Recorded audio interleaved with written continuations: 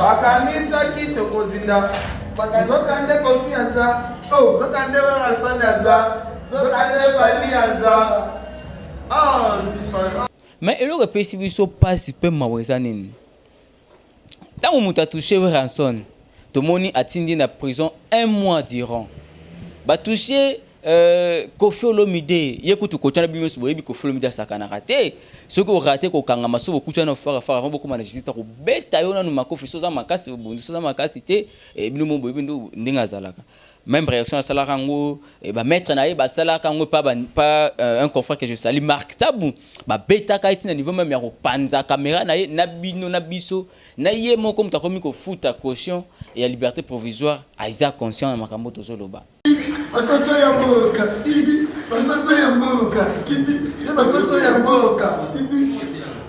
Dites-nous un peu, c'est normal, ceux qui va toucher Kofi a Kangisa, Kofi a Betissa, c'est normal. So bakangisi soit bafingi wera kangisa abetisa. Il y a une histoire qui s'était passée concernant Kaweranson awa toyebaki na chef de l'État biso sortant wa kimanga kenda aux États-Unis asalaka mo mikole belé kuna et par après ara kozonga que non so ba toucher boyeba que non et makambo toucher nga sona limu na mboka oza mutu moko tel biso nsto e biango Seigneur oh Weranson le king fallait la maille qu'on a libération. Oh Seigneur. Concert na biso. Oh Seigneur. Pourquoi j'ai dit ça? Bis nabino total ko vivre on a ba arrestation qui scandaleuse on a kati ya capitaine na biso Kinshasa to monaka arrestation ya ndeko na biso patcho RFI oyo ça rappelle atteinte à la personnalité ya Sylvie Mapata et ya Weranson avait démontré de quoi il était capable. Alors qui sait pas tu RFI alors qui sait qui dans monde entier que non il y a ça Weranson ça phénomène ça intouchable ce au simbi moins sinaï au simbi bref on ça ceinture naï en tout cas on s'est retrouvé placé singla qu'on s'est retrouvé naï mais et ça là qui biso batumsus ba mona ki ngo bien batumsus ba ça qui ba ngo passi et pas tu RFI ça qui 1 mois de prison si je me bise 1 mois de prison pour na batumsus ceux qui Weranson mutasala ngo c'est normal. Mais na côté monsieur tout le monde qui peut ken piana pe azaki arrêté bakanga ken piana pona makambu oyo le cas qui entre yina Kofi Olomide tant bakanga ken piana et senga ki ba intervention kaka ndenge zalaka pona koluka kobimisa ndeko ba sengela ki liberté provisoire et chose qui a été faite ken piana abimaki bango ba so samboka te ba mataki avec ba ke matanga ya DJ Arafat oh Seigneur parce que Kinshasa gouvernement ya Côte d'Ivoire Seigneur merci pour la libération na yo c'est-à-dire l'artiste ya biso pe baza coupable quelque part évidemment oui na habité sur vous comprendre oui baza un peu coupable quelque part culpabilité na bango eza nini tango ba fi wana ba ya vers bango ko sala musala et loko ya mabeza ke pour ba komaka na bango na ba relation moko particulier vraiment ozomona mabe nango yango eza na ba conséquences plus tard mais eza makambo tozo déplorer parce que Ferré aza artiste ya munene na biso toyebi ba valeur na ye toyebi makambo ça responsable ya munene parce que azo gérer groupe o eza na ba père de famille yé moko aza père de famille koya ko diminuer la télévision. Kofi Olomide est très puissant. Weranson très puissant. Elle est très puissant. Oh Seigneur Jésus. Bakangi ndeko Glo Rolangi. C'est pas que tu as contre. Nous on fait que analyser les faits. Bakangi ça qui te cozinda. Nzokande fali Kofi bakenda ki Abidjan. Werake Dubai. Yo bazaki ndeke. Basoso ya mboka te. Basoso ya mboka. Basoso ya mboka. Basoso ya mboka. Basoso ya mboka. Basoso ya mboka. Basoso ya mboka. Oka ko dinda, jamais ko dinda. Ana libre de la forêt pas la Kofi Olomide. Basoso ya mboka. Basoso ya mboka. Basoso ya mboka. Personne est au-dessus de la loi. Tant que Mouta le comment et surtout atteinte à la personnalité à Mouto. En tout cas, on a des dossiers qui sont kangela kango. Kofi Olomide est très puissant. Weranson très puissant. Elle est très puissant. Oh Seigneur Jésus. Ce n'est pas bien. Ça doit encourager. Par rapport à l'intimité, nous avons besoin. Nous avons besoin actualité musicale. Nous avons besoin. Tu vois? Oui. L'actualité musicale, nous avons besoin. Il y a la chronique musicale. Il y a la chronique, il y a polémique. Il y a la chronique, il y a gofinga. Il y a la chronique musicale. Et puis là, il faut une chroniqueuse ou un chroniqueur, non seulement musique, mais pour l'actualité, actuellement, c'est-à-dire à jour. Oui, oui. Oui. Kofi Olomide est très puissant. Oui, la sonne très puissant. Elle est très puissant. Oh Seigneur Jésus. Parmi les chroniqueuses, on va fréquenter les artistes de Bisso. Missou soupe baza basi ya artiste wana. Te pour assez la promotion après ça sous mbongo te. A commissie moi sinaye. Et ça technique ya artiste na biso. A commissie moi siné pour assez les promotions bien. Et puis ba fiamo bango mo petit ba kenda pembeni ya artiste ba kenda ko luka mabala. Ba kenda ko luka ba voyage. Ya ngozo mwana to tombe na ba mien piège. Bakanisa ki to kozinga. Nzokange Fali Kofi bakendaki Abidjan. Uwekake Dubai. Yo bazali ndeke. Basoso ya mboka te. Basoso ya mboka. Basoso ya mboka. Basoso ya mboka. Basoso ya mboka. Basoso ya mboka. Basoso ya mboka. Oka ko dinda, jamais de dinda. Ana libre de la forêt, pas la Kofi Olomide. Basoso ya mboka. Basoso ya mboka. Basoso ya mboka. C'est-à-dire omoni ngulu. Ah? So bimisi na potopoto to sugoli endeni. Azonga ka na potopoto. Yango eza iloba musicien na so subir actuellement. Bana wana baza ba mal éduqué, nesika ba uta, bokomisi bango na ba relation na bino. Après ton ekobeba, akofinga yo. Kofi Olomide est très puissant. Oui, la sonne très puissant. Elle est très puissant. Oh Seigneur Jésus. On benda ka bandi ko na biso artiste matoyi. Basala musala, baeba ba valeur na bango. Faut pas aussi rabaisser la petite chose, il y a ma relation morobo ya bolingo avec de filles bon mona bonne ba ya ka très sale bino morobo bo komisi ba onde ba ko marawana apo komisi so mo sinayo moi te komi kitisi mon natie botalelanga Congo température ya maman Rosette la fleur nadambu. Après avoir défilé dans la cité Pola, mais cette fois Congo Température TV. Désormais, suivez-nous sur cette chaîne. Congo Température TV. Congo Température. La patronne Rosette la fleur d'amour, chaîne à solo. Émission religieuse. Théâtre, musique, environnement. Émission sportive. Émission politique, donc nulle part ailleurs. Pour nous avons information à temps réel. Congo Température. Et y a mon pépé Asika. Ya Tobina Congo Température. Et y a mon pépé Asika. Nous sommes à Kinshasa, capitale de la République démocratique du Congo. Nous vous disons bonjour très chers amis du 3W Congo Température TV.com. Question de vous informer, de vous mettre au cœur de l'actualité comme l'a toujours été notre habitude. Nous sommes là aujourd'hui avec un sujet, une actualité qui s'avère vraiment pertinente au Binuna Bisoto Yebi et arrestation, il y a consort Monko Glorolangi, ensuite il y a manquement, débordement, atteinte à la personne. Il y a un artiste congolais, il s'agit bel et bien de Ferregola Jésus de Nuance qui a mis cette concert Glorolangi à rendre la justice, c'est parce que Babi que la justice soit faite. Voilà, une consort Glorolangi Azabongo na justice yango to belango tout au long ya analyse na biso oyo na batu bandeko balandaka biso de partout dans le monde et na baboni na biso il y a parmi bango moko alingaki à réagir par rapport à makambo oyo que ça passe. Mais avant d'entrer dans notre sujet, je dis un grand merci à l'équipe technique Mobimba ya Congo Température. Wazara toujours wana pour accompagner votre humble serviteur je ferme côté les Phoenix. Et là je vois à la prise de vie Shadrach Marayou la papa discorrect toujours présent et à la régie finale je vois papa Papa Kenjo et que je salue déjà. Un grand merci déjà à la coordination centrale, là, Namoni, Madame Rosette Lafleur d'Hambourg que je salue. Et big salutation à vous, Madame Rosette Lafleur d'Hambourg. Et je n'oublie pas Madame Mirador Ngabou, la présidente et la fondatrice de l'association Mirador, l'espoir fait vivre depuis Paris. Et tous les membres de l'association Mirador depuis Paris, Kinshasa et partout dans le monde. Et je ne peux pas dire également un grand merci déjà à Igor Mitou et Rechi Kapinda R9. Voilà, big salutation à vous. Et nous avons Balingabongo, Jeffer Mikwete et surtout nous avons fidèle abonné Nabiso. Il y a Congo Température. Voilà. Mais avant de intervenir Nabiso depuis Paris, j'aimerais que tout ça un peu, moi, feedback. Il y a Makambo Oyo, en tout cas, il y a Koleka, Titoko Malelo Oyo.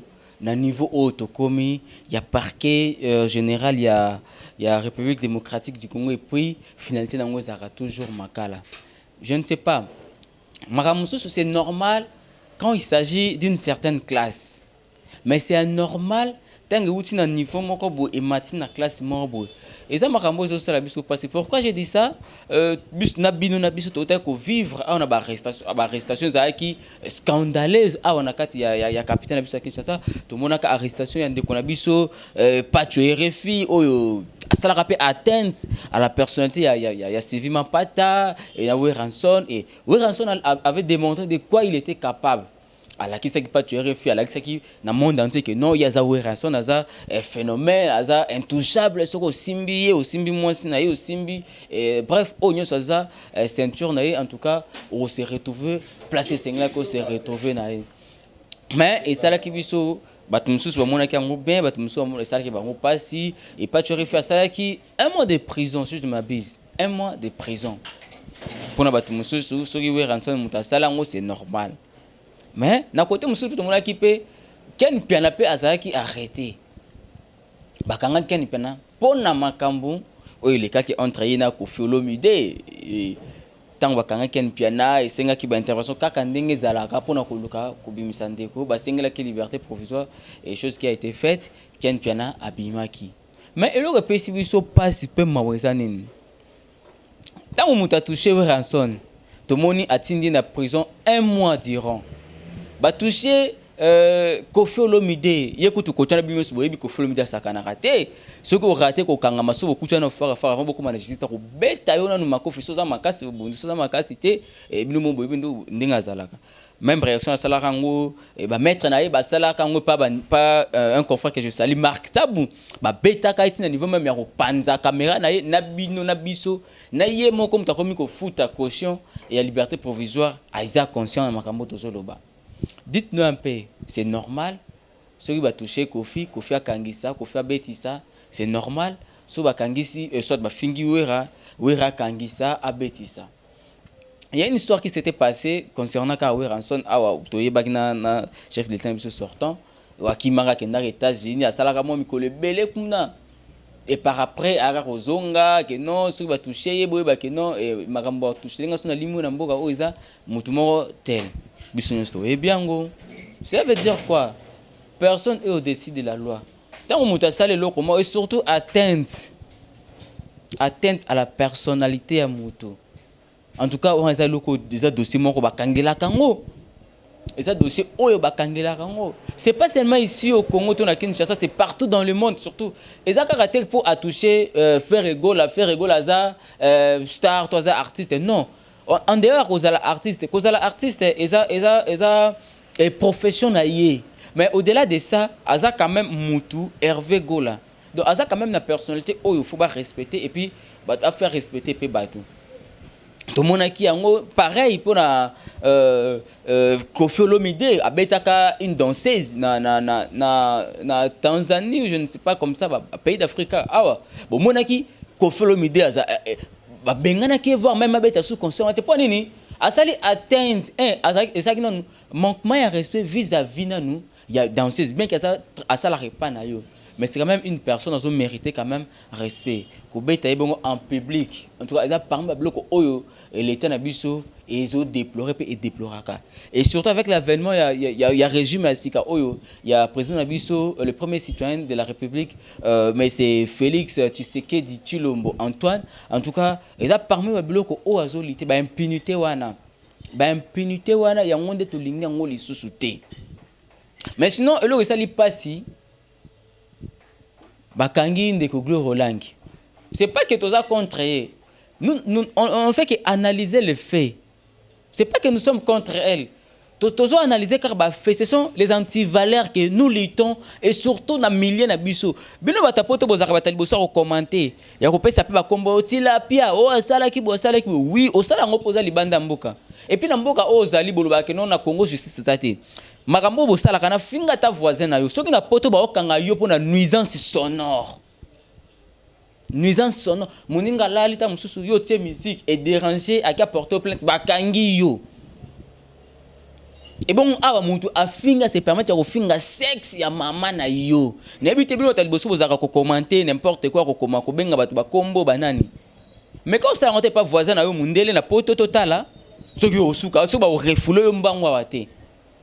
Maintenant, vous avez un commentaire, faire rigoler mutu mabe, faire rigoler mutu mabe. Admettons que au salaire commentaire n'a pas besoin mutu ya Kofi. Tant on va finir Kofi pas ken piana. N'est-ce pas qu'akangi ça ken piana. Tant on va finir we rançon n'est pas ya pas tuer refi. Tu vas finir toi le baranini. Akangi ça kae. Est-ce que vos commentaires ding vos commentaires non parce qu'il s'agit de Roland qui au dessus de la loi. Bosengara awa ke non eza parenthèse na fungoli bosengara ke bakanga Kabila Zanan c'est un sénateur à vie mais bosengara bakangi po nini par rapport à ba axe mususu oyo na bino na biso to déploraka. Dites-moi un sénateur à vie na journaliste qui au dessus de la loi mutute tant bosengara ke bakanga sénateur par rapport à ba acte na yo sala bongo oyo Gloire Langa sali. Donc c'est encourageant, non? Toi, encourager, pour le biso ka fingi maman na yo anando le kamba ke mboka wana ba respecter ka batute non. Eza iloko auto zo boya. Nous ce sont des antivaleurs. Ça ne profite à rien na culture nanu ya mboka na biso et puis ça ne profite à rien na développement na émergence ya mboka na biso. Déjà Rafat akufa. Ah ba nyoso déjà Rafat déjà. Pourquoi to lingaka to kumisa batu tango akufi? Il ne sera pas là pour voir tout ça.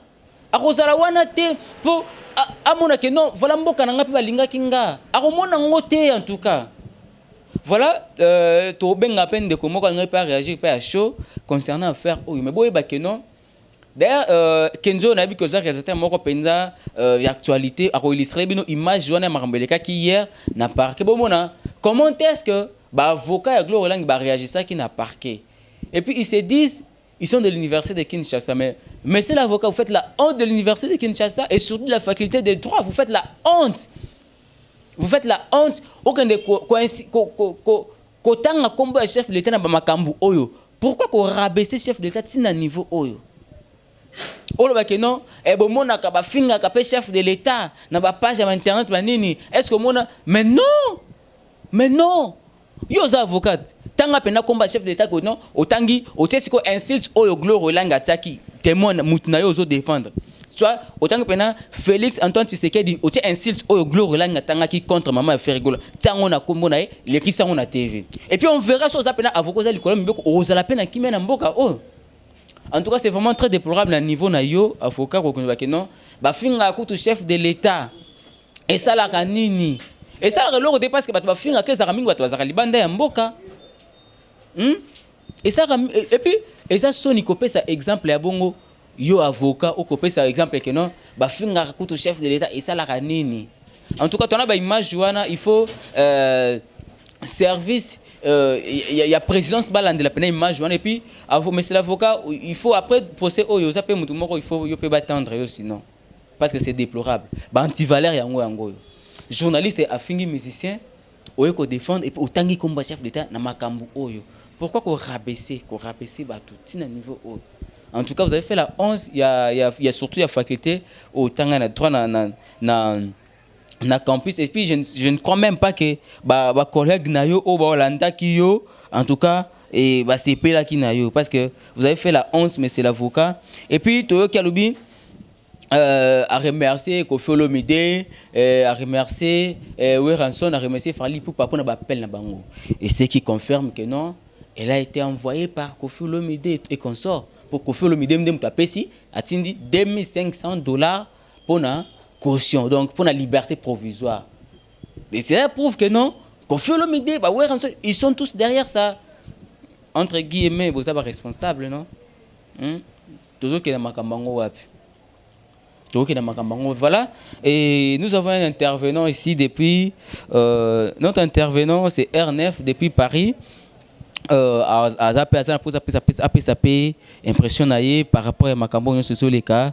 R9, bonjour.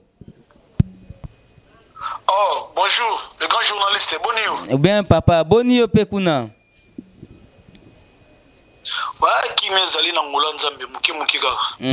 Ok, voilà R9 Ozoleka déjà en direct il y a Congo température. Na humble service na bin obozara toujours na petite Hollanda Jeffer miko Téléphénix.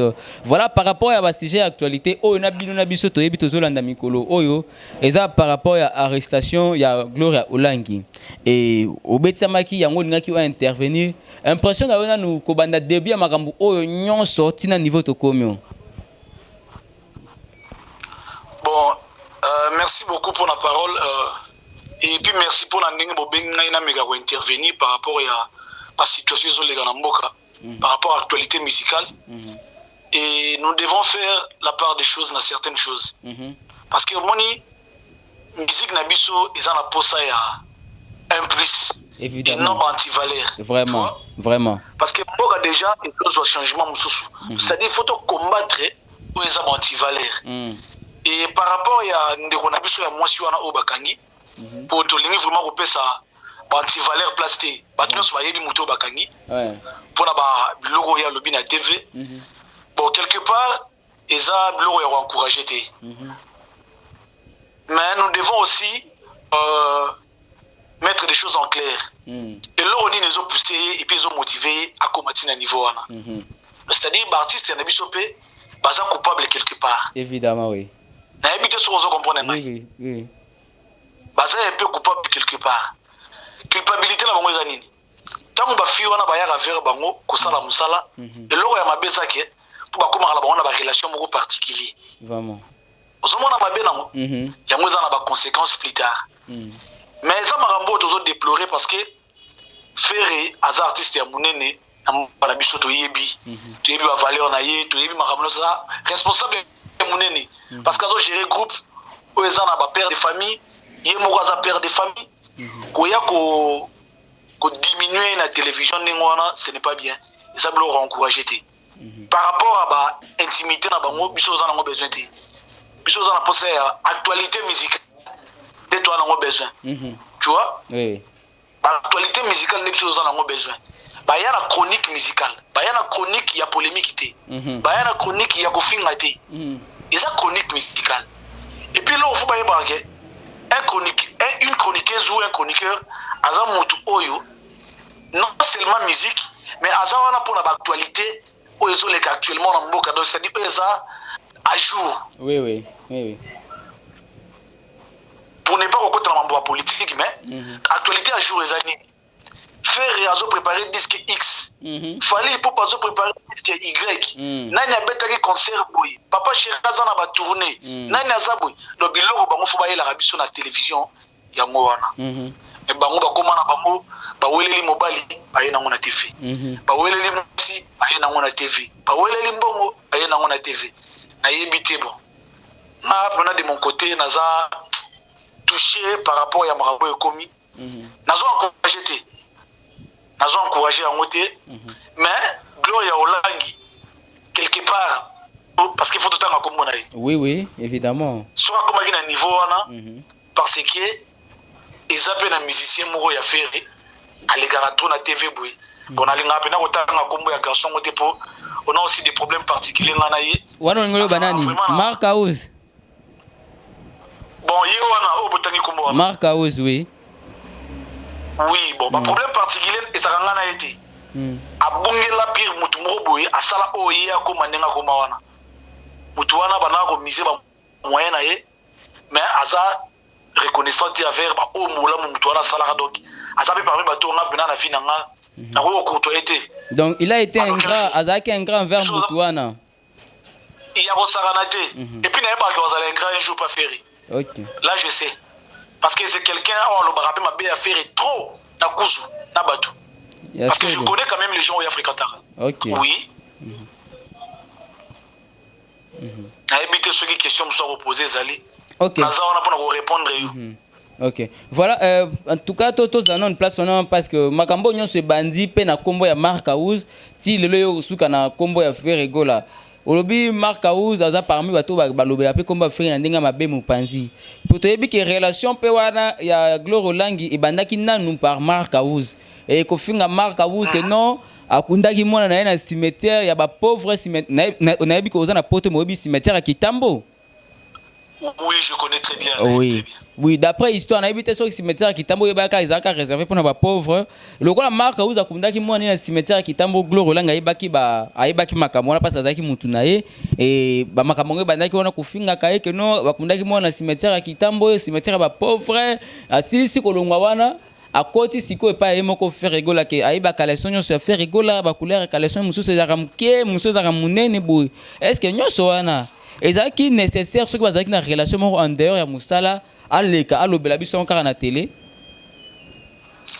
Bon, par rapport à garçon guitariste wana ya Ferré Marc Aouz moi na cimetière ya Kitambo ezala ngo penda problème parce que moi na wana ne to landaki histoire aza mwana oyo avivaki pe longtemps te na botama na ba problème tia ko kufa c'est-à-dire peut-être ezaki une façon de l'oublier facilement kokunda muna cimetière ya Kitambo ezala ko za la pauvre ou riche non parce que ngana bi bato ebele bakunda bona Kitambo ils ont eu des moyens bazanga na ba millions bazanga na bazana na ngai pe na famille na zala quelques membres bakunda bona Kitambo et le baté que tout ça na ba moyen non ils ont par rapport à circonstances oyo et s'est présenté na famille mais les kambo ya faire kokota na ba likambo ya ba intimité on azoloba makambo ya ba cinglé ba sous-vêtements là sur na biso akindaki un peu au-delà tu vois faire c'est quelqu'un où na yebi à travers batou mabe na ezaka moko onga na yebi o pe batou wana ba meka ko condamner souvent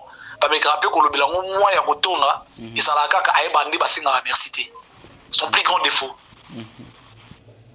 Merci vraiment à batou ba salir le mot ba porter le mot assez grand difficilement comme par exemple entre parenthèses au moins on a répété na place wana ni na 1 2 3 ouais je sais pas peut-être besoin au courant en moté il ne paye pas à foot rater c'est gratuit place à répéter na 1 2 3 faire la foot rater oui je te dis à foot rater c'est gratuit on a des informations en plus ça bien il y a sous-sol ou et banité na king et moi je vous dis ce qui est vrai à foot rater les allez moi na ya le fait l'homme makiadi azali wana azali tellement l'inarratique qui a fait azafan naye achai wana il est juste à te karaba bière naye pour na mo ba blogo ba bongisa na kati ya place numéro 1 2 3 la publicité na mais en aucun jour le musicien ou l'artiste à l'écran à la télévision a reconnaître tabola mwana il n'a jamais fait ça le monsieur en question et puis à regretter nango mais tellement ça rané kana mutema munene il a accepté qu'il a travaillé wana mais R9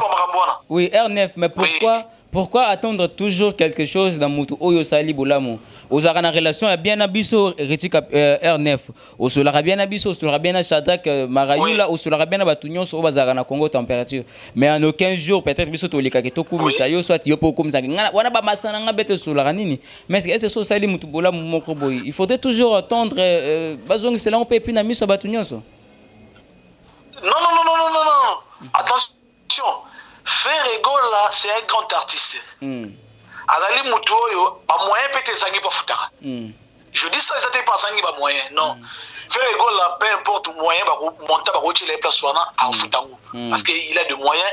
À son ma voiture, il a plus de 50 000. Il a des moyens. Mais ça a juste moins reconnaissance. Attends Nzembo par exemple. Souvent on est bas salarango. Oyembi Nzembo, bois qu'elle libanga moko boye, vient dans un agneau. C'est-à-dire, ils ont pas signé la reconnaissance. Mais on a dit enregistré la parenthèse. Tous les Cambouis on a biso on a aussi. Au moins il y a vie. Na condamné un artiste été. Na zone dans la fille.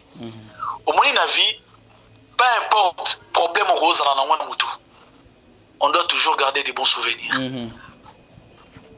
Ba bons souvenirs, ils sont locaux et tikala na mutu ya mutu libela. Bien que ba mauvais souvenirs petit kalaga, mais to gardera non plus ba bons souvenirs. Faire rigola azalaka mutema mabete à travers de na biso na mwasi. Parce que ko bibisela yo visa ke na Angola.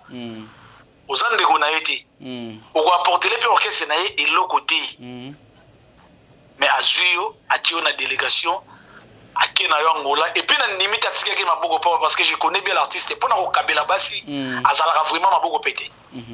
Et ailleurs pena côté en tout cas sans faute. Mais koya koloba ke na yebi ba kaleso na ye ya ba couleur na yebi ba single na là vraiment et ça m'a inacceptable to rego c'est plan nango ata mokolo moko te. Et moi na lingaka nanga vraiment souffrir et penza te na milieu nanga. Mais na ko linga te moto akoma tina niveau wana. Tu vois? Parce que aza quand même père de famille, azali responsable munene, azali icône ya mboka na biso parce que lobi ya kozala légende ya kosaranati. Parce que ça exemple moi à suivre la musique à Congo so yemba kitoko lelo ba benga yo ozana ba ligne faire rigola avec ça là ki ba papa wemba ba nani mais lelo comment trace na ye nzela na ye donc so yemba kitoko ozana belle voix o imitera pe ba voix ba tout facilement ba benga ozana ligne faire rigola donc c'est-à-dire ça ba valeur ya mboka na biso au photo batela. Moi j'ai des problèmes dans l'entourage na ye mais jamais na roloba faire non. C'est un grand artiste hein. Aza mutu oyo photos en aba respect belé ninga to respectera ba Fali ba Wera ba Jibe ba Tebele ba héritier même ba Fabrigas ba Robino donc c'est-à-dire ce sont nos artistes baza ba ambassadeurs à chaque fois bazala libanda ba représenter la RDC ba représenter ba famille na ba ngote. Mais Richie, j'aimerais que... minimum, il y a respect faisant. Oui, mais j'aimerais qu'on réponde à la question au vraiment à cœur ouvert, puisque outil qu'on évoquait là comme lobby, parmi les relations, il y a mutumoko asolara bien, amanda ko sola bien en fait na marque house. Mais est-ce que ndenge banda ko sola wana parce que mi marque house pas tonga ka peut faire oye bien ngou. Est-ce que na ko tonga wana atika da ko tonga pour na ko confirmer que non voilà faire gola à bamba bon non on a terme biso baya to lo bakango à bamba gloro langi. Est-ce que anda pe ko tonga bon que ah ya webi que leader a bambaka pechuana atakuna ka nani gloro langi. Est-ce que dia pa tonga bongo pe mupanzi? Po ye gloro langa so audacité ko ba makamba na nyonso. Nazana ba détail na ngote mais sauf que parmi ba concert na bino to na ba confrère na bino misusu bazawana ba yebi relation nini gloro langi nazaki na mona faire particulièrement ba yebi yango. C'est un moment la polémique ya gloro langi na Yvette ezalaka nango pona TVT ezalaka pona makambo ya fi wana koma na pototi o wana ya ba désordre wana o yebi wana fi wana ba désordre ezalaka nani Karine Mokonzi ko mone na yeba ngoti Karine Mokonzi il wana on dirait il wana donc bazaka na problème ya kibombanda ba wela nani na TV mais les artistes musiciens oh c'est là on a bino ba R9 ongolo ba ke ongolo ba R9 ongolo ba Gloro langi barando bazana Karine Mokonzi ba wela mobali ngo musicien na Yvette na Karine te na Yvette ah na Yvette oui ils ont pour un musicien parce que Yvette avant na ndako musicien pendant 3 mois tout le monde le sait avant na bena comme moi sinaye wana musicien nini oh il bien ngote na faire rigola oh donc Yvette Kalombo avant na ndako na Yvette Kalombo avant pendant 3 mois na ndako a faire rigola. Oui. Ah bon? Mais quand on s'est renseigné dans le milieu de bino ya ba chroniqueur tout na ba confrère na bino na ba concert na bino ba yebisa yo.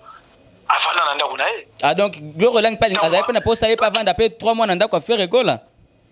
Faire rigola na niveau na ye ko za Gloro Langi ko tshena na ndako ako se rabaisser ko bima na ye oui na kuzu. Wala ko sala ngo. Mais ko zo ko tshena na ndako la azako se rabaisser trop wana en sala ngote je suis l'artiste na bibi ba kuna yi azala mingi fragile na basi ya pembe ye wana azala fragile na basi ya pembe donc ils ont nango makambo to lelo ko encourager parce que ça ba anti valeur donc la posa ya changement na milieu la biso musique OK voilà si bo bengi na intervenir na émission oyo eza pour nous pour ça ma valeur la musique na biso. OK. Pour benga ba tout monde ba na TV ça va n'importe quoi. OK, voilà R9 par rapport ya ba teni ya ba propos teni ya Gloro Langi abanda koloba kena aussi longtemps que Ferregola Koffi Olomide Weranson ba uzalaka na Congo oyo ba musicien ma tembele ba Ferregola ba otikala jamais ko kangse puis ba salisa ye 2 jours na parquet. Et puis les choses qui a été confirmée hier na parquet, tout le monde occupé avocat ya Gloro Langi azolo bakeno et merci beaucoup na Weranson, merci beaucoup na Koffi Olomide puis na Fally Ipupa pour azo benga kabiso pour na kolandela kapena dossier. Par là, au moins que tout part par là. Bon, au moins bon la c'est qui bon parce que d'ailleurs image yango pe bazo illustrer yango batu ba omona yango avocat wana alobi yango bien. Oui, je le vis na moni yango. Yo kana fselo moko. Toza batu tovandi quand même na milliers ba musiciens to yebinenge ba fonctionnaire. Omoni mutu rola Weranson, mutu rola Koffi Olomide. Hein? C'est-à-dire baza ba grand monsieur. C'est-à-dire mon net na Londres en Angleterre. Ceux qui reine à décorer ba benga bango ba sœur relaxi monsieur. C'est-à-dire comme citoyen moko spécial. Ah oui. C'est-à-dire le rôle ba Wera na ba JB ba Koffi ba papa Wemba le fait papa Wemba banani banani bazaki ba monsieur. C'est-à-dire toko kitsara bango tena ba marambi ya mikie bongo.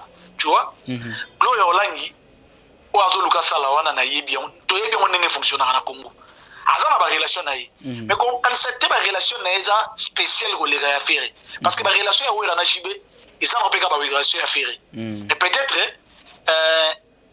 dimension ya ki amitié ya Batouana donc c'est cause à la mode différent à faire. Mais ce sont les mêmes personnes. Oui. So bateau faire à boire ba mona pe à boire. Bateau faire à boire ba mona ko faire boire. Mais différence c'est ça peut-être ba moyen na âge. Batouana pe na limite ba ko encourager bêtise ndengwana. Mais est responsable batebele ba oui, Richie batebele ba reprocher ba musicien na biso d'être des hypocrites, oui bien ngo. Image va payer ça ba tu banda bo na caméra c'est pas ça au bazalaka na on a c'est. Oui, là tu as raison. Si les premières années, ce qu'on a zone de l'autre côté à Simatoré, parce que non, bah musicien on a ma baisse à la race pas na bango pour na nini, bah comme ça kaba fi on a bassi na bango. Ya ngomo na ba suka na ba même bêtise. Est-ce que vraiment tous on a la logique? Mutlo la Gloria. Ceux qui basent na ba relation moko boité particulier na faire. Aux assureurs on a la courage à le télé, alors ba lobby. Je ne pense pas. Bon, il peut s'avérer parce que Autaki peut avant ça que le bakeno faire rigoler kangi sié mais ba bimi sié or. Ezaki les gambo ezaki vrai té. Donc ngo ba peut à cause à peine courage un peu à cause ça peut que non ba batika ba bima peine faire rigoler.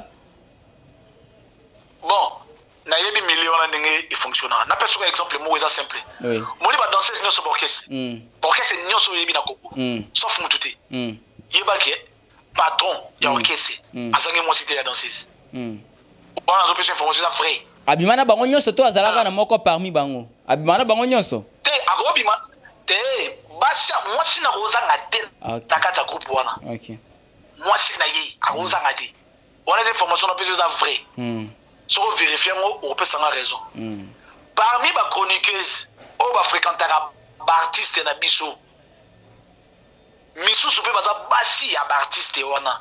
Te po asa la kai promotion appelle ça son bon outil a commissaire moi sinaï et ça technique ya artiste na biso a commissaire moi siné pour assez les promotions bien et puis ba fiamo bango mo petit ba kendaka pembeni ya artiste ba kendaka ko luka mabala ba kendaka luka ba voyage ya ngozo mona to tombena ba mien piège na opé ça mo plus na artiste na ebité to comme non étape pour la te mais na obenda ka bandi ko na biso artiste matoi ba sala musala ba e ba valeur na bango. Faut pas aussi rabaisser la petite chose, il y a ma relation morobo ya bolingo avec de filles bon mona ba on est ba ya ka très sale bino morobo bo komisi ba on est ba ko marawana apo komisi sou moi sinayo moi te komi kitisi c'est à dire omoni ngulu hein so bimisi na potopoto to sugoli ndeni azonga ka na potopoto yango eza iloba musicien na so sibir actuellement bana wana baza ba mal éduqué nesika ba uta bo komisi bango na ba relation na bino après ton ekobeba akofinga yo. OK, voilà Richie, À part nous remercier Kofi Rana Fali pas avocat et mon corps parmi les avocats en tout cas monsieur Kofi Olomide a tinda qui $2,500 pour foutre à caution, il y a liberté provisoire, il y a des Gloire Rolangi chose qui a été refusée avocat a fait rigoler zongi ça qui mbongo wana pour dire que non bazana poste ya négociation à niveau bongo te wana poste il faut y asibir kaka peine nae déjà na komona niveau ya Kofi Olomide kobimisa $2,500 Richie R9 ozomona te que eza dossier moko eza vraiment louche pourquoi ba fingi ndeko na yo musicien yo moko musicien on dima obimisa mbongo donc engo bani que non ozo financer ba makambo oyo mabe zo salima wana pas tu refutang bakanga ki pas tu refutang bakanga ki olanda ki ba sendenge le kaki quel penatant bakanga ki olanda ki ba sendenge le kaki ozomona que quelque part ba musicien wana ba guerre ezaka ka bango moko bazo créer yango tolo ba ki ba vivre na hypocrisie tant ba kuta na matanga oza officiel ba pesa ka impression mususu mais déjà ko financer mbongo pour ba bimisa mutu oya fingi confrère na yo leki na yo parenthèse moko est-ce que faire ego la côte c'est la quartier latin bongo oui tant on fait rabeta na quartier latin a contribuer qui peut na temps na wana côte c'est qui peut quartier latin bongo ndenge fali pas côte ça na temps na mais si ko lelo comment est-ce que yo oza ex patron ya faire ego la okondima o financer mutu moko boye a fingi mutu o a côte c'est la ka bongo ozomona malgré ba biloko wana au moins te que eza ba dossier moko vraiment très louche R9 voilà il y aura un epsilon moko omoni likambo ya Kofi apesi $2,500 en tout cas nazala ba information te sur non avocat on habite Kenzo tela biso image wana tsaka juste partout wana oui avocat lobi yango avocat akoko sa makambo wana te oui yango na lobi avocat lobi wango wana eza problème ya Kofi Olomide relation ni baza wana Gloire Olangi na yebite so on doit intervenir peut-être pour na diminuer faire na yebite mais ce qu'on souhaite aux zones par rapport à la loi même $10,000 ils en ont effecté par rapport à ce qui se passe actuellement même $50,000 ils en ont effecté ce devait appliquer la loi mais na kati ya loi to kuta pe quelque part présomption d'innocence ezali côté ya Gloire Olangi parce que atangi kombo ya monsieur Hervé Golaté atangi Ferry Gola donc c'est-à-dire ceux qui va attendre bango na vrai procès au moins que baroki n'a jamais coché na prison et aux ala uta randa kuna ya kosamba mais tellement que mboka na biso pe ba magistrat ba juge bazala rapé ba fanatique ya batou donc c'est-à-dire azo traiter dossier par rapport à fanatisme azo traiter dossier par rapport à relation na habite so vous comprenez na oui bien sûr que oyo les actuellement Gloire Olangi elle a qu'à faire ya osenga pardon faire azavie na ye o eleka eleki o eleki asenga pardon azavie na ye aolimbisa ye so oza courage osenga on a télévision te même par téléphone abengi bisi yaya limbisa o elekaki to bosana non faire aboyi alobi oui R9 alobi lokola finga qui est publiquement oui. Il faut soki azana posa à bénéficier na pardon à faire rigola il faut asenga pe pardon publiquement et ils allaient ka osenga ngo faire osenga pas batu oyo a blessé compte tenu ba propos na yoana et puis la vidéo il on a epsilon moko na epsilon moko criminel abomaka mutu na nzela mais tant que comment on a justice c'est comme affaire particulier famille on a pu décider de retirer na so plainte ça na nango faire rigola c'est la ka pardon te na télévision relation quand même to bossa na pe bola muti azape film moko ayaki na vie na ye apporter qui peut beaucoup de pouces moi mon kaka na ba négocier comme promotion mais fali les deux côtés mais fali reconnaissant les deux côtés R9 est-ce que Fabrica ça senga fali pardon na TV pour falinda lobaka ibaleka basenga pardon yoka yango pe omoni oui politique ya fali il y a moins de vérité non je connais bien le monsieur oui politique ya fali et comment faire et pourquoi pour alobi que non ba fali bazana simanae alors pour a diminuer pe ba faire indirectement yango asengi pe na Gloire Olangi asala pe vidéo na pour a diminuer pe bango pe indirectement par voya nani ya Gloire Olangi bon ezabelo ya ko encourager net na personnellement na encourager ngote parce que toza batu lelo eza la fille mais lobi pe ozala mutu mususu comprendre to rolingata chaque fois toujours on a le même problème na fini na TV na aussi pardon na TV oui fini na TV droit de réponse fait à la na TV mais doye ba quand même ko sala moi ba différence ya mikie parce que ça ba relation aussi to salaki ndenge ko bemba nela ndenge ko bongisamela isaka ngana yo na ebité moni Congo température za chaîne oyo na landa ngo trop oui na ça peut na ba relation moko boye na batu ya kati ya Congo température télévision mais so ina bebani na bango na okene ko lukana ngo chaîne mususte net na par rapport à mon éducation na oleka na chaîne mususte parce que na ebi ba chroniqueuse mususte ba chaîne mususu to so la rappelle bien mais en aucun jour na obeta les soleil ma bien Congo température parce que ça déjà famille ndenge moko pe na ba musicien ba yeba relation to salaka na ba relation ba salaka et comme on a déjà famille tant déjà ozui mbongo na yo kabeli mutu pour aller à to pa futandako ça dit aux en considération mo na bolingo mo oui évidemment et là on enseigna na ndeko na biso artiste ya monene ya Congo Ferry Gola pardon ya Gloire Olangi échanger été pardon Gloire Olangi longola Ferry o azati pardon ya Gloire Olangi comme ça Ferry danger était parce que Ferry a déjà danger Ferry il a tout Ferry a de belles maisons a de belles voitures Ferry azana bana kitoko azana mwasi ya kitoko aigle jaune tout le monde le sait on a poto mwasi ya Ferry souka na chéri donc même la fille on a même le niveau na été mais koluka pardon on a la TV quelque part là par rapport à l'analyse là ils appellent qu'à faire Gola à zone comme diminuer parce que l'époque Gloire Olangi ne représente rien chez Ferregola par rapport à l'artiste mon nene a fait pardon Gloire Olangi ça n'a mon impact et ça n'a pas de ça faire ma beko les Gloire Olangi ça na télévision alimbisa bango kasi batango bango wana pe baza susu oui batango bazaka nsu na kati ya click wana Gloire Olangi ba wera son wana ba kofi lo midele ba fali pour bango ba kana kati ya bato basala wera Ferregola mabe na olingo kotsa venya mana makambo wana te pourquoi na oyebsolo mo peut-être yo ebité oza informé te ope na TV mukolo mo te ba beta lisolo wana est-ce que bike Ferry problème na ena wera itikala ka moko pakuta na basola wana na pesa information vraie déjà entre les deux familles masole zonga ba marama mike etikala wera woko na bêtise wana te wana na pesa yo eza ba vraie information na cadre buzz na cadre de la polémique aux actualité il peut le faire et bien ministère de bazala à cause salango mais na ndimiango penza te parce que déjà wera o yebi azam de caractère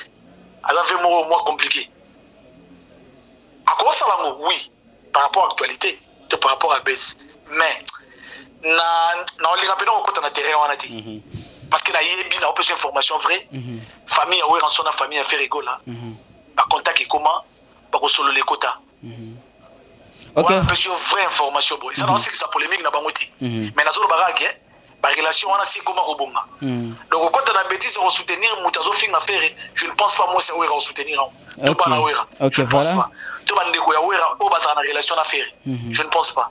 OK. Voilà, merci beaucoup pour la disponibilité d'ailleurs R9 Tokomiko Kenipena Nasuka. Mais il y a une dernière question par rapport à la vidéo, on a toujours un avocat. Et quand on a un dossier Oyo, ils ont anti-valeur, toujours lutter contre Yango. Mais on a vu l'avocat illustrer l'exemple du chef de l'État, la Makambo Oyo. Alobi, chef de l'État Koutou Félix Bafinga Kaye, Bachola Kaye Balo Baraboye, Asala Ranini, bon on fait rendre sur Bafingiye. Au matin que quelque part, bêtise, comment un homme de droit à son niveau, à qui vous comparez chef de l'État, na makambu oyo. Au moins que makambu peut comme qu'on ne prenne pas niveau mon robot peut diminuer toujours un bon cannabis. Voilà. Si au moni et le moment na osenga na bino na presse. C'est-à-dire ça la mission mususu ko sala na mutu. Ba propos na tenir pour l'élection na TVT. Et pourquoi? Et ça quand même image en boka na biso tozo bebisa un homme de droit kwa yebi mibeko azo pesa exemple ya bêtise ya se ya bongo na makambo ya chef de l'état chef de l'état ba finga ka été ba sala ka ba critique ba critique ka façon de travailler na yi ba critique ka ba réaction na yi ba agissement na yi et non ba finga ka yi on les a ben injure on les a ben insulte on les a atteinte à la personnalité de Ferregola et c'est infraction na code pénal na biso c'est d'aller 2 ans ou 3 ans comme ça de prison. Atteinte à la personne comme Ferregola, ça t'atteint à la famille. oya te na TV bana ko exposer vie na ye ba intimité na ye na télévision bana na ye ba otala et ça la monde et c'est infraction si on a besoin à commettre infraction grave vous comprenez parce que surtout aux olympiques na logique musicien on a ya faire wa finga kai azotanga pe komboneti mais ye au moins zo courage ya koloba bien que faire ça la kombo na été parce que à la possibilité de faire wanga na ngolo que faire na lo begeza ya mutu moko mais tellement que azo s'adresser à faire gola tout le monde a bien faire gola bien que ça combo ata pour la identité na été parce qu'avec de vraie justice même de on a seulement si ba kanga été aux araya ko sambaka atika ka été zo nganda mais et loko asali za mambo encourager pété ça m'a encouragé té ils ont encouragé té un avocat bon avocat mon pays besoin encore un avocat il y a basimanda parce que vrai avocat tout d'abord avant accorder bien une interview il faut avoir niveau de dossier n'est commis il faut avoir la précision que le dossier a évolué que trop bien mais ça ne déconne biso ndako ko ba bloquer ndengwa tout dossier sili ndako tenir ba pour ndengwa donc c'est ça les antivaleurs toujours même ba avocat wana donc mboka est comme normal ba ozala ba avocat peut-être on va la ménager ce qui n'a les gens l'ont encouragé té alobi assisa à l'université de Kinshasa il a fini à l'UNIKIN eh bon bisonos au rock de classe me comprenez en matière bien mais oui parce que tous à la série parce que n'a pas ce exemple mon avocat pour soutenir na poto niveau dossier na on exposer na cabinet na elcho arrêté na traiter ba dossier oté parce que caution liboso au pesa ya a fond le dossier ils a dans les 15-20 000 euros déjà au kima parce qu'on a Congo les avocats ya nzala azu moins $200 dans la zone dans la procès non pas samba et puis so batiki pas samba tom sun de kona moi siko ozasu condamné ko eka pour azabe na ba guimote azabe limite a ibi pe 3 bienté OK voilà merci beaucoup voilà merci beaucoup voilà merci beaucoup R9 pour la participation en tout cas et d'habiter sur un message à ce cas R9 au PCP ba salutation bato nyonso balandi na Congo température. Oui message à sous européen c'est aller que bande ko na biso ya chronique musicale boso ngela musala na bino normalement chronique musicale c'est bien mais la rubrique chronique ezaka musique té elo be fo boye baka l'actualité c'est belé à jour na mboka eza pena à jour ya ko pesa open ne bolinga ba vie kota na ba chaîne na bino eko kota l'actualité c'est belé à ko pesa faut pas se banaliser toujours dans des petites choses conseil en pesa eza ngwana bande ko na biso ya basi bozo na chronique boya ko luka mibali te boya ko sala musala mibali ngo pe ya poto a boya ko luka basana bango pe ba aventurier basana basi na bango akotika moi c'était pas yo balayo ayo élection R pour rien ba musicien bozolanda baza ba marié akozoyo pour le barotika ole ko mona mususu ya kitoko bino pe ba chroniqueur ya mibali bande ko na biso bino fo bozala ba exemplaire ezali fo bino pe sa bande ko na basi vrai ligne donc ça dit tant dans la CGT collecte une émission non sera yego finga collecte doit des réponses oui mais mutaye ko finga oui c'est actuellement ça mode de vie dans le Congo ko finga ne komi il aura valeur moi je l'encourage pas donc conseil na opé ça pour ça la musala na kimia surtout na bi valeur à chaîne oyo Congo température za chaîne oyo za na ba valeur ils na batlo la ba Shadrach Marayula Discored ils na bino zaliwana ozala ba Dorcas Boloko ko bazali donc na mona ba musala sala mara kitoko et na saluer batu mingi te la garde de saluer Otebela et aussi la tête na saluer tous les artistes congolais na linga bango mingi na linga musique na bango tout na za na parti prité na za na ba goût oui mais na linga bango no so mingi papa Hervé Limbisa ndeko wana mwasi le balanga suka je salue ma fille Oriana Irma Kapinda une très belle fille donc na kingwana kala mingi te ensemble là papa na ye je salue la fleur d'Ambour maman présidente de la chaîne Nagino. Madame Rosette. Donc, je salue tout le monde. Rosette, la fleur d'Ambour. Donc, je les salue aussi. Donc, après, si moi, je artiste particulier, je suis à Paris, Prince Chabani, donc, bon tonton, quoi, ça bien. Et je salue aussi Ladi Roméo, tout le monde, Azana, Grèce, donc tout le monde. Ok. Big salutations. Un peuple congolais, tout la ligne mingi. Ok, voilà, merci beaucoup R9. Ok, voilà, c'était la R9 parmi Baboni Nabiso Balandaka Biso na R9. Il a voulu aussi donner son point de vue par rapport à l'actualité, par rapport à Makamoyo Seleki et puis Boyo qui va proposer. Il a été ni contre Glorolangi, ni pour Ferregola et encore moins ni contre Ferregola pour Glorolangi. Il a été le juge arbitre, comme on dit, église au milieu du village et à cette analyse naïe et sans pour autant faire atteinte à la personnalité na respect na valeur à Mutumoko. En tout cas, il a été très juste dans ma propos naïe. En tout cas, on tient vraiment à les saluer. Je ne peux pas dire un grand merci déjà à Richie Kapinda R9 n'a pas sur multiplace aux alliés. Un grand merci déjà à Igor Mutu et grand merci à Madame Rosette Lafleur d'Hambourg. Je ne peux pas. Madame Mirador Ngabou, la présidente de l'association Mirador Paris, l'espoir fait vivre. Un grand merci déjà à cette grande équipe qui a été toujours là pour m'accompagner. Un grand merci à Shadrach Marayula, papa d'Histoire. Un grand merci déjà à Kenzo. Un grand merci. Et Nabatunios Balingabongo, Jeffer, Miko Téléphénix. D'ici là, portez-vous très bien. Quant à moi, je vous dis merci et bye bye. Mon atier, botalelanga. Congo température, ya maman Rosette la fleur, Nadambu. Après avoir défilé dans la cité Pola, mais cette fois-ci... Congo Température TV. Désormais, suivez-nous sur cette chaîne. Congo Température TV. Congo Température. La patronne Rosette la fleur d'amour, chaîne à solo, émission religieuse. Théâtre, musique, environnement. Émission sportive. Émission politique, donc, nulle part ailleurs. www.congotempérature.com. Pour nous avoir information à temps réel. Bisonya so tobina Congo température et na mopepa sika ya tobina Congo température et na mopepa sika Bakanisa ki tokozinda zokande confiance zokande werasandaza zokande valiaza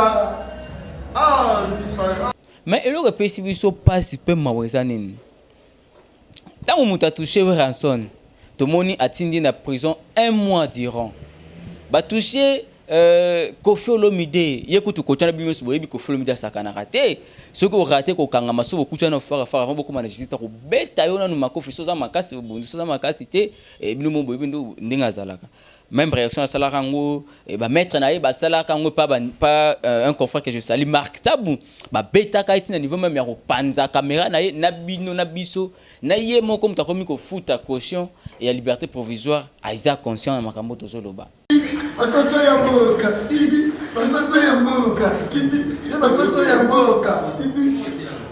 Dites-nous un peu, c'est normal.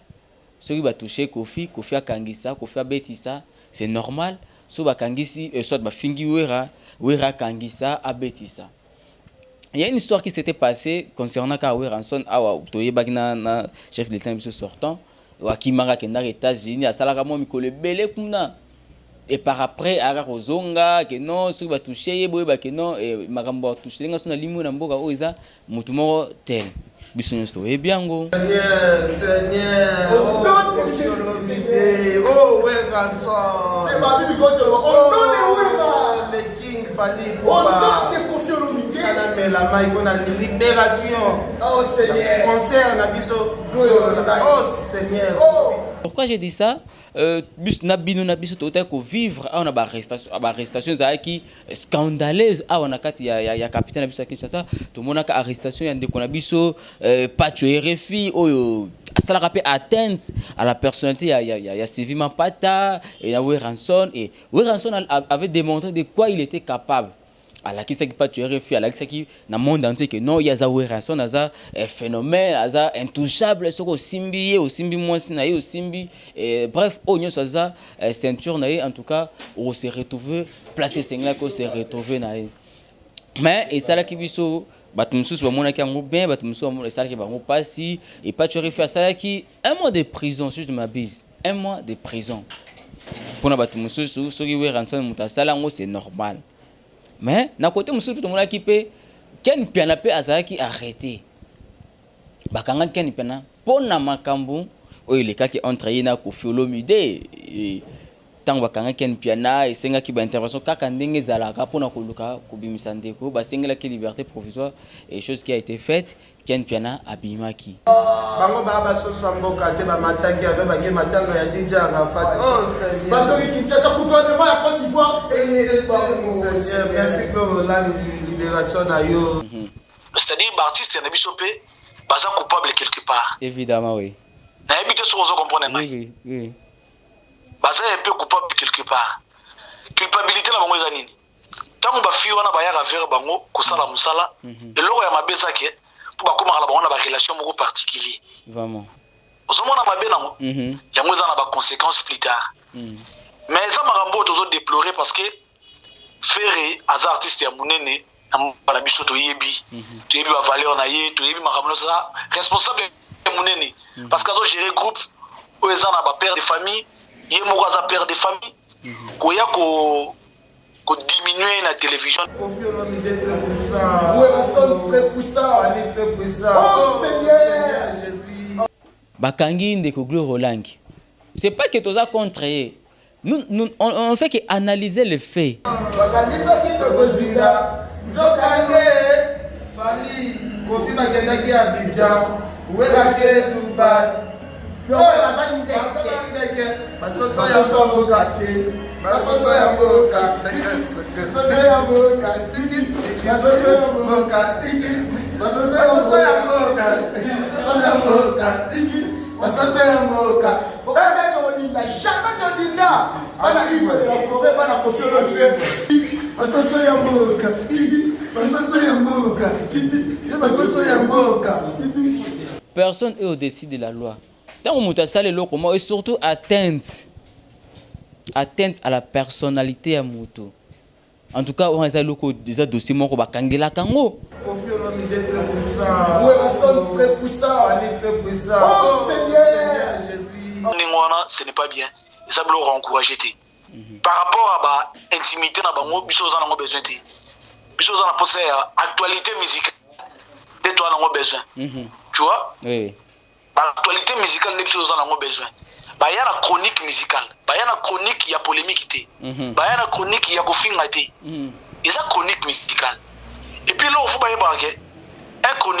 une chroniqueuse ou un chroniqueur azamutu oyo non seulement musique mais azawana pour l'actualité oyo les actuellement dans mboka donc c'est-à-dire ça à jour. Oui oui. Oui. Koffi Olomide est très puissant. Oui, la sonne très puissant, elle est très puissant. Oh Seigneur Jésus. Parmi les chroniqueuses, on va fréquenter les artistes na biso. Misu soupe baza basi ya artiste wana. Te po asa la promotion après ça sou mbongo te. A commissie moi sinaye. Et ça technique ya artiste na biso. A commissie moi siné po asa la promotion bien. Et puis ba fiamo bango mo petit ba kenda pembeni ya artiste ba kenda ko luka mabala. Ba kenda ko luka ba voyage. Yango zo mona to tombe na ba mien piège. Bakanisa ki to gozinga. Nzokande Fali Koffi bakendaki Abidjan. Ouelake Dubai. Basoso ya mboka te basoso ya mboka basoso ya mboka tiki basoso ya mboka tiki basoso ya mboka basoso ya mboka tiki basoso ya mboka okaka to dinda jamais to dinda bana libre de la forêt bana Koffi Olomide basoso ya mboka tiki basoso ya mboka tiki basoso ya mboka tiki. C'est-à-dire omoni ngulu so bimisi na potopoto to sugoli endeni azonga ka na potopoto yango eza iloba musicien so subir actuellement bana wana baza ba mal éduqué nesika ba uta bokomisi bango na ba relation na bino après tant ekobeba akofinga yo. Koffi Olomide est très puissant. Oui, la sonne très puissant, elle est très puissant. Oh Seigneur Jésus. Obenda ka bande ko na biso artiste matoi basala musala bayeba ba valeur na bango. Faut pas aussi rabaisser la petite chose, il y a ma relation morobo ya bolingo avec de filles bon na ba on ba yaka très sale bino morobo bo komisi ba onde ba ko marawana apo komisi so mo sinayo moi te komi kitisi mon atie botalelanga Congo température ya maman Rosette la fleur na dambu après avoir défilé dans la cité Pola, mais cette fois-ci. Congo Température TV. Désormais, suivez-nous sur cette chaîne. Congo Température TV. Congo Température. La patronne, Rosette La Fleur d'Amour, chaîne à solo. Émission religieuse. Théâtre, musique, environnement. Émission sportive. Émission politique, donc nulle part ailleurs. www.congotempérature.com. Pour nous avoir information à temps réel. Bisonyaso tobina Congo température eyena mopepe asika yaya tobina Congo température eyena mopepe asika